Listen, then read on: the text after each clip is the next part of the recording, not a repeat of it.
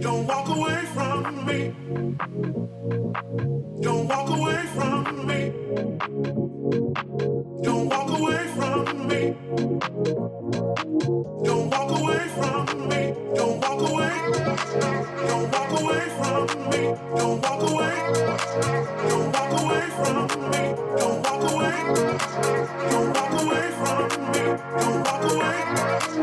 Don't walk away. Don't walk away.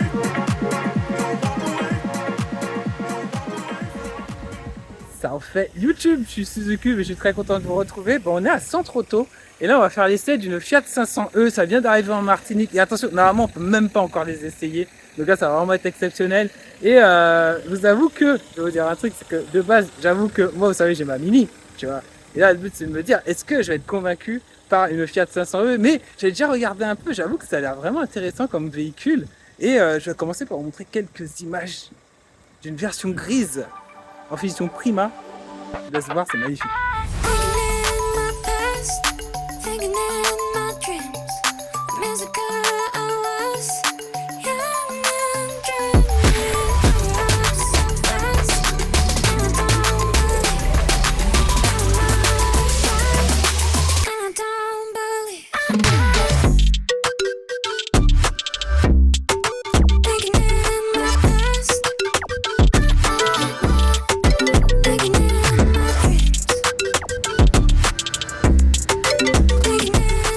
Elle arrive, t'entends même pas le bruit quand elle roule, elle est comme sur un nuage, c'est vraiment sympa.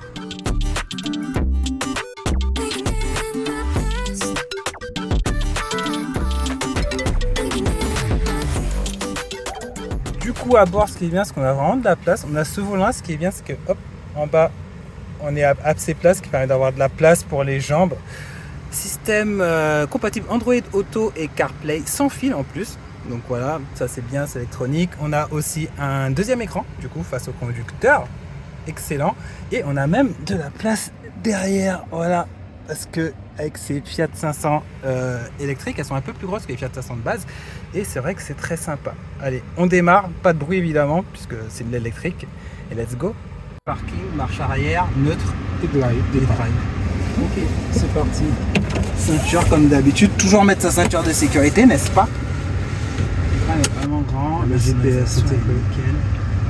Est-ce que tu sais à peu près l'autonomie que tu as? Alors sur à peu près ce véhicule, j'ai dit toujours conditions Martinique entre 250 et 300 km d'autonomie.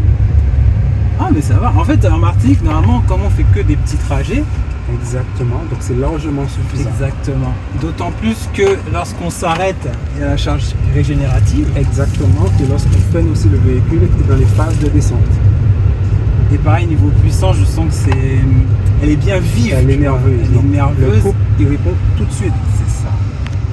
Pour l'instant, comment ça se passe? Très très agréable à conduire. Le volant, il est vraiment...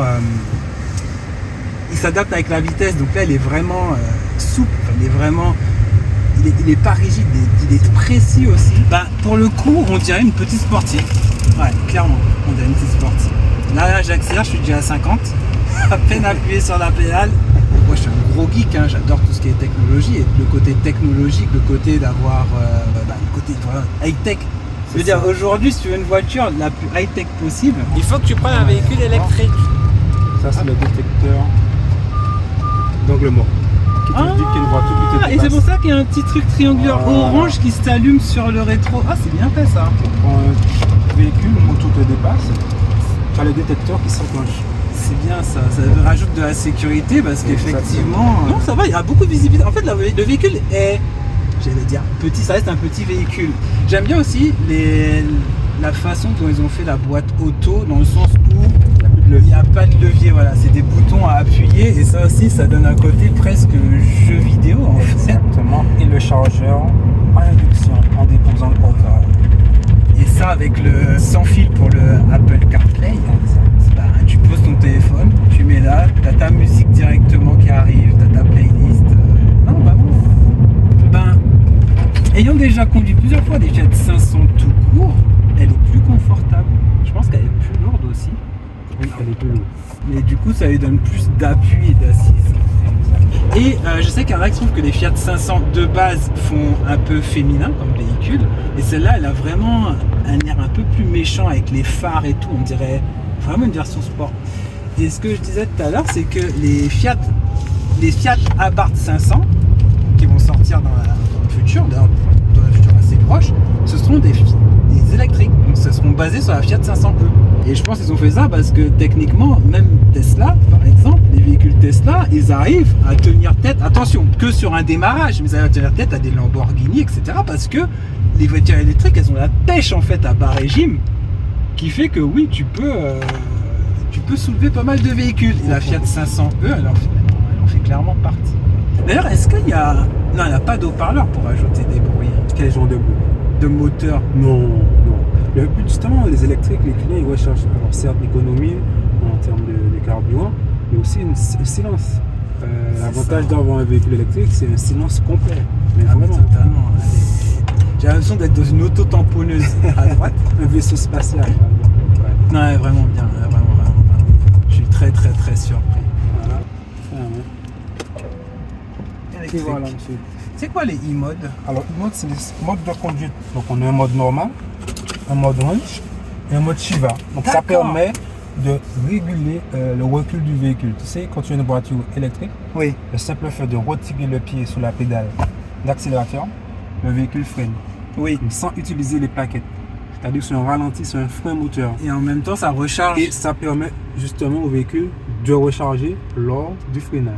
D'accord. Voilà. C'est intéressant ça aussi. Bah, ça rajoute de l'autonomie. Exactement. Alors aussi, je crois qu'elle a une boîte à gants avec UV. Bah, c'est cette boîte à gants là où on peut mettre un téléphone dedans en fait. Enfin, un téléphone ou autre chose. On ferme le clapet et en fait, ça va désinfecter les appareils. Exact. Et C'est bien renseigné. c'est une option justement de la version Prima qui est intéressante. Tu as vu aussi le petit détail? On ouvre la poignée de porte juste en appuyant. Oh, j'avais pas vu effectivement. Pour ouvrir la porte, c'est pas. Il n'y a pas de. Il y a toujours en mode un loquet, en sécurité juste en bas. D'accord, il y a un loquet, oui, effectivement, par sécurité. Mais c'est directement électrique. Oh, c'est marrant ça. Bah après, c'est un véhicule électrique, donc c'est cool en fait, quelque part. C'est ce genre de petite technologie supplémentaire qu'on apprécie en fait sur le véhicule. Exact.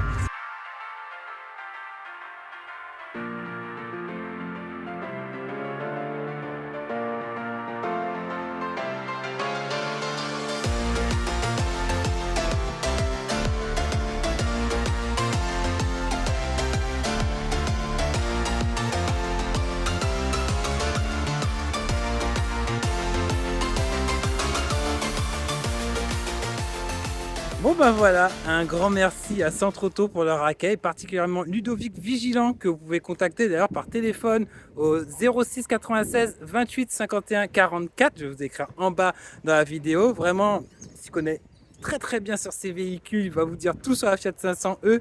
C'est vraiment un très bon véhicule électrique. Je m'attendais pas à ça, il y a vraiment un step-up par rapport au Fiat 500 de base et même en termes de finition, c'est vraiment un véhicule haut de gamme et très agréable à conduire. Enfin, comme vous l'avez vu avec nous. Sur ce, les amis, je vous laisse. Vous dites ciao les otaku. Merci beaucoup de m'avoir suivi. Encore un grand merci à Centre Auto pour leur accueil. Ça fait vraiment plaisir.